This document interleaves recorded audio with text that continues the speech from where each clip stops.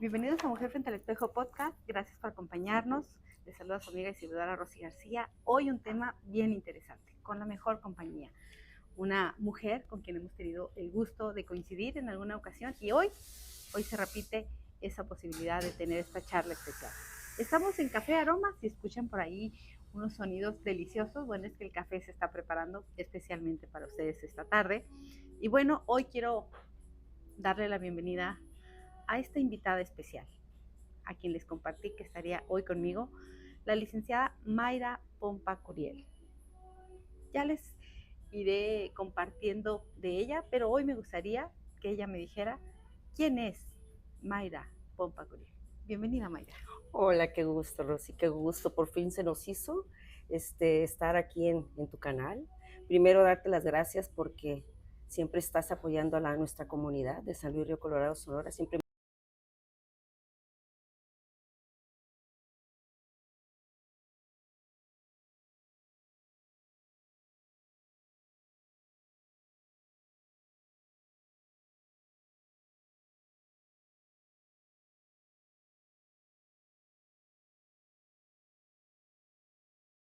presento y luego siempre digo, ¿y quién es? ¿Quién es Mayra? A ver, platícame un poquito de Mayra. Entonces, Mayra, pues es sanluisina. Tengo 62 años, tengo 2 hijos maravillosos que ya volaron hace mucho tiempo, 2 nietos que me traen de cabeza. este, mm, Vivo aquí sola con mi perrita hermosa, preciosa, que se llama Cookie, es mi compañera de vida. Mayra es una mujer con unas expectativas muy grandes de vida, empezando una nueva vida, encontrándole un sentido a la vida. ¿Por qué? Porque así es, el nido vacío, los hijos se van y tenemos que pensar mucho en nosotros. Soy psicoterapeuta tanatóloga con especialidad en gerontología y estoy a sus órdenes. En todos los aspectos estoy a sus órdenes. También muy interesadas en la comunidad de nuestro San Luis Río Colorado. Entonces aquí estamos con esta hermosa mujer que es Rosy. Muchísimas gracias, Mayra. ¿Qué podía esperar de esta descripción tan importante acerca de ti? Porque esa mujer eres, esa mujer nos has mostrado a lo largo del tiempo que hemos sabido de ti. Es, es congruente totalmente tu descripción a lo que se ve hacia afuera. Eso es muy importante, Mayra. Claro, por supuesto. Me ha costado, Rosy, me ha costado. Sí, por eso hoy quisiera preguntarte, ¿cómo llegas a la tanatología? Fíjate que es una pregunta que siempre que doy un seminario, siempre que doy una presentación, con eso inicio, diciéndole por qué yo estoy aquí dentro de la tanatología. Yo me fui a vivir, después de que terminé mi carrera comercial aquí en San Luis Río Colorado, Sonora. Me fui a vivir al estado de Veracruz, a Coatzacoalcos, Veracruz. Ahí empecé a trabajar, al área comercial. Entonces pues ahí me enamoré, y ahí me quedé. La mayoría de mi vida la pasé en Coatzacoalcos, Veracruz, el cual adoro y le tengo mucho agradecimiento a esa hermosa ciudad. Este, Me caso, tengo mis hijos y cuando tengo 35 años me veo muy grave de enfermedad, tuve un enema cerebral.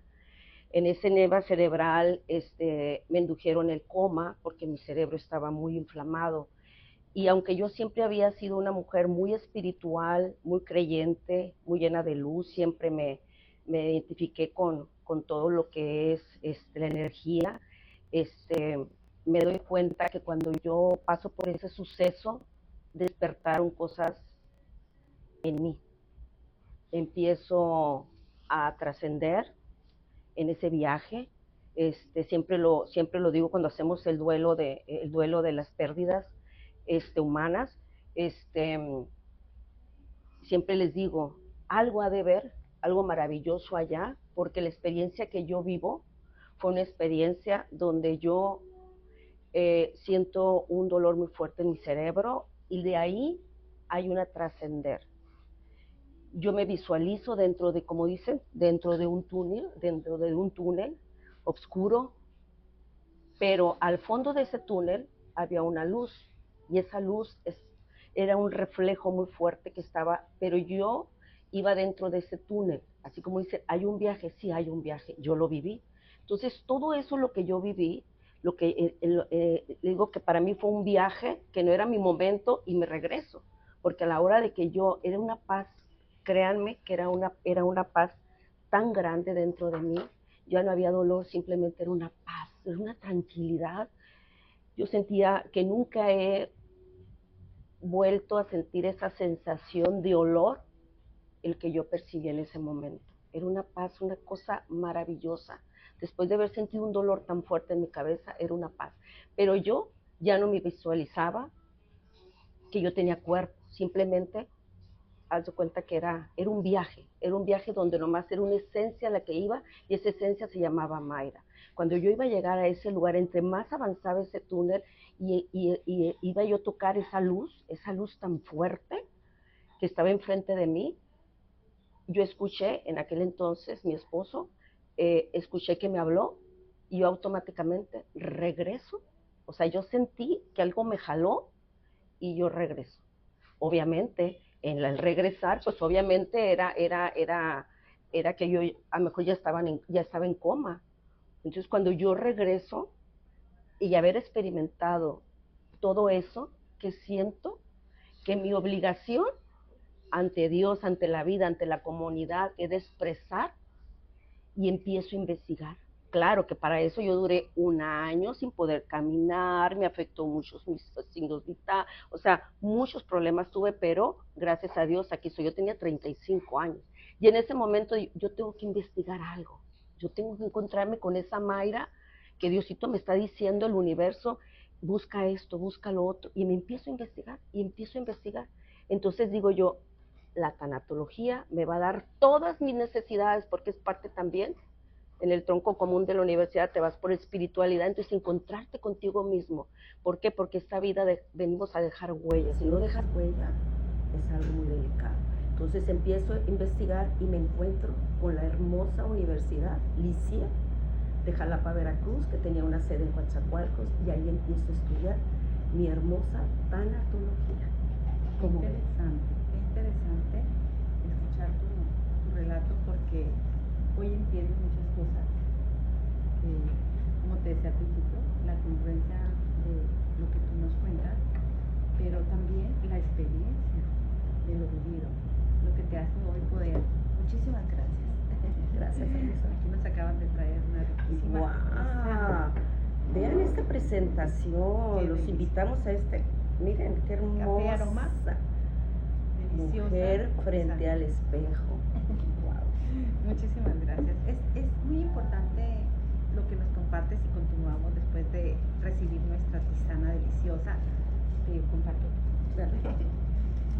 Y siguiendo con este tema, siguiendo con esta introducción acerca de ti, y poder compartirles de tu experiencia, que yo creo que muchos son los llamados y pocos son los elegidos. Siempre digo yo. Definitivamente. Y bueno, en esta situación, en esta experiencia de vida, te tocó a ti vivirla y poder tomar de ahí lo mejor para poder compartir a quienes nos acompañan también esta noche, ¿no? Pero me gusta mucho cuando te escucho, porque cuando hablamos de tanatología, sin dejar de lado la importancia de la historia que nos acabas de contar, el hecho de creer que cuando alguien escucha tanatología, muere, duelo, ¿no? Desapego de alguna manera. Pero sé que la tanatología va mucho más allá de eso, que tú lo tomas abrazado de tu experiencia. Pero una vez dentro de la tanatología, ¿cómo describirías, para quienes nos acompañan el día de hoy, después de escuchar tu historia? Mucha gente se puede sentir identificada, ¿no? Y eso también fue un duelo, el llegar a este lugar y de pronto retroceder, también fue un duelo. Claro, por supuesto. Siempre vivimos con un duelo, siempre andamos cargando duelos. Duelos, como dices, tú dices, antes decían, no, pues yo soy tanatóloga. ¿Tana qué? ¿Por qué? Porque realmente es una carrera, vamos a llamarle, que yo ya tengo ya más de 20 años de eso. Creo que fuimos a la primera generación de tanatólogos, si no si no me equivoco, del estado de Veracruz. La tanatología, dicen, ay, es que los tanatólogos vienen cargando la muerte, ¿sí? Porque la muerte es terminar algo, ¿sí? Algo que se acaba es una muerte, pero nosotros pensamos que la muerte es, ay, pues ya se me fue. Un funeral, ay, Mayra, nomás habla de puros muertos, no. La tanatología es un cierre de la vida, el duelo es un cierre de la vida, la muerte es cerrar algo. Me jubilo, se cerró, ya no hay capítulo, ¿no? Pero ¿qué tengo que hacer? Trabajar el duelo, ¿ok? Y ahorita vamos a manejar un duelo que es bien importante, el nido vacío. El nido vacío. ¿Qué es el nido vacío? Pues el vacío que traemos por dentro. Dice, ¿qué tanta conexión puedo tener con tus hijos? Pues imagínate, les diste la vida, hablando en la parte paterna y materna, o sea, también los hombres, siento que anteriormente las que sufrían más el nido vacío eran las mamás, porque las mamás se quedaban en casa, cuidaban, educaban, porque el hombre tenía que salir a trabajar. En este caso, pues ahorita ya la mujer y el hombre tenemos que salir a trabajar y, ¿verdad? O sea, los dos tenemos que hacer por los hijos. Pero cuando hay el nido vacío, ¿qué tengo que hacer? O ¿por qué es el nido vacío? Porque nos dejan un vacío dentro del día a día que llevamos con nuestros hijos. Porque yo voy a dar a luz y tengo una conexión con mi hijo. ¿Por qué? Porque lo estoy alimentando, porque estoy hablando, porque hay una conexión.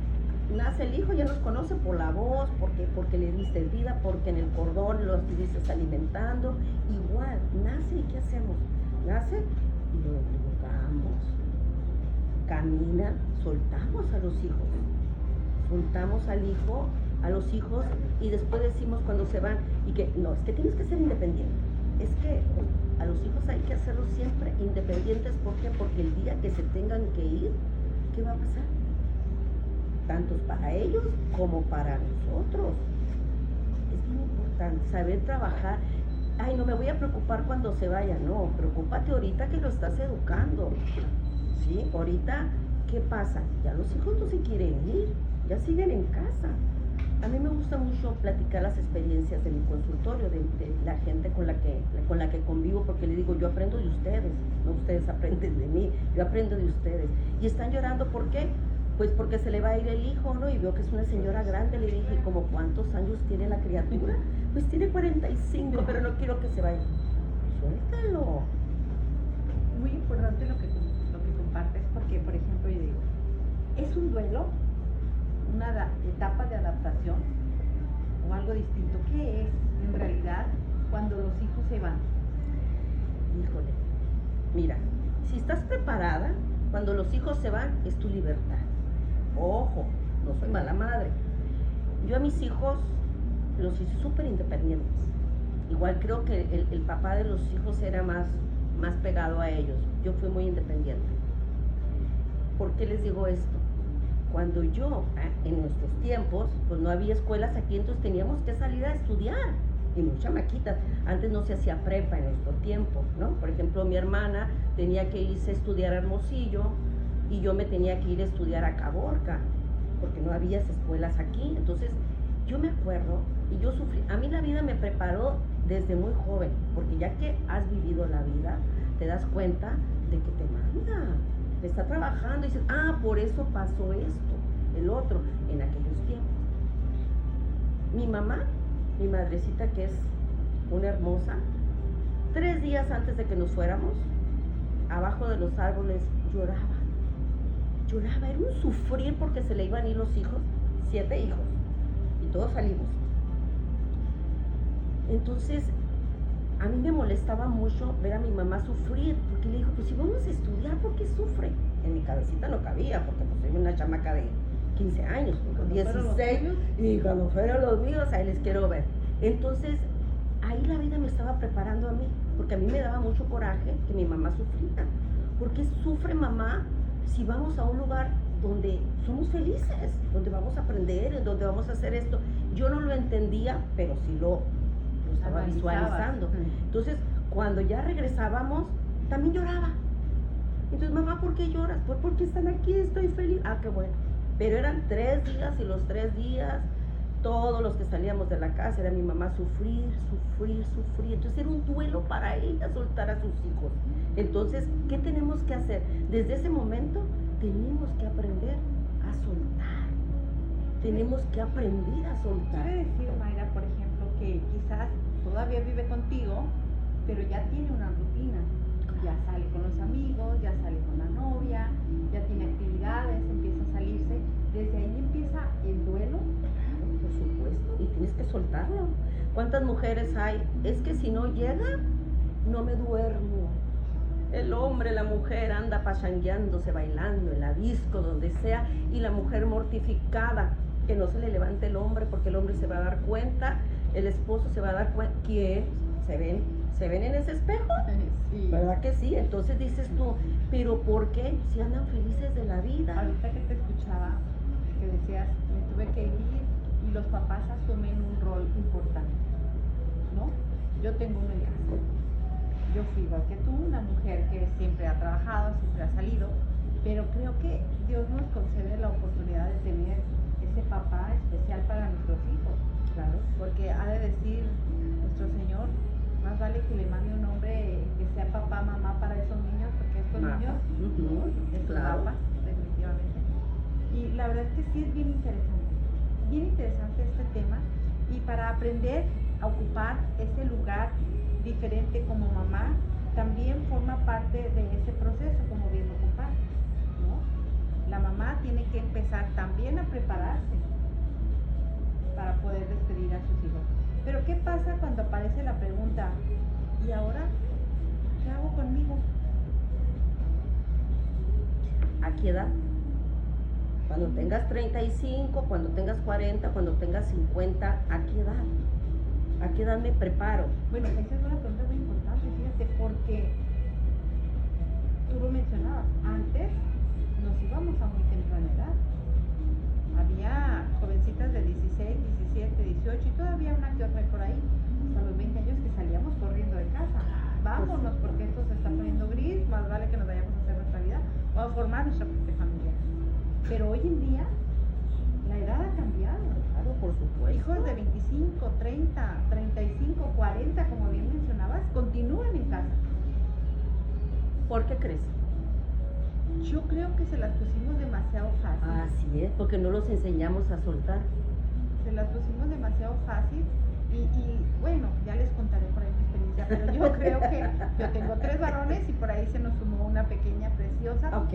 Pero sí, sin duda, hoy en día los hijos pues han decidido adoptar la casa como dicen, herencia anticipada. Claro. Y el que se quede va a ser que se le toca la casa, ¿no? Entonces, no, estamos en un grave error, ¿Qué pasa? Cuando yo era muy apegada a mi madre, también gracias a Dios los tengo a los dos, los amo a los dos, ya están grandes mis papitos y muy consentidos por todos sus hijos. Pero cuando a mí me dejaron en el kinder, o sea, yo tenía a lo mejor 5 años, ¿no? 5. Para mí fue mi primer duelo, porque yo lloré todo el día porque mi mamá me había abandonado, ¿ok? Pero yo tuve una mamá, o sea, ¿por qué tengo que trabajar, número uno? ¿Y por qué tengo que ser tan activa? Porque yo nunca vi a un papá o a una mamá acostada sacándose la pelucita del ombligo, no, mis papás trabajaban los dos, entonces yo ya estaba en la escuela, sea hombre, sea mujer, aquí hay que trabajarle, porque yo nunca vi un ejemplo. ¿A qué llevo yo esto? Que todo lo que me pasa, a mí me gustaría siempre, digo que para atrás ni para impulsarte, pero cuando tú volteas hacia atrás, las cosas que te pasan en la vida también son duelos, porque vas cerrando. ¿Qué pasa cuando llegamos a los 30 y no hemos hecho nada? El duelo de que ya mi amiga se casó, ya tiene hijos y yo no he hecho nada, y soy un inepto, y soy esto, entonces mejor me quedo en casa. La comodidad se la damos a los hijos. Ay, en lugar de que andes allá batallando o algo, vente a vivir aquí, mijito. ¿No? Entonces, tenemos que... Qué interesante. La verdad es que estamos empezando. Esta es la primera parte de 4 que vamos a tener en este podcast, acompañadas de una mujer extraordinaria. charla de mujer a mujer donde podemos hablar, pero además con una gran experiencia, con la oportunidad de tener frente a nosotros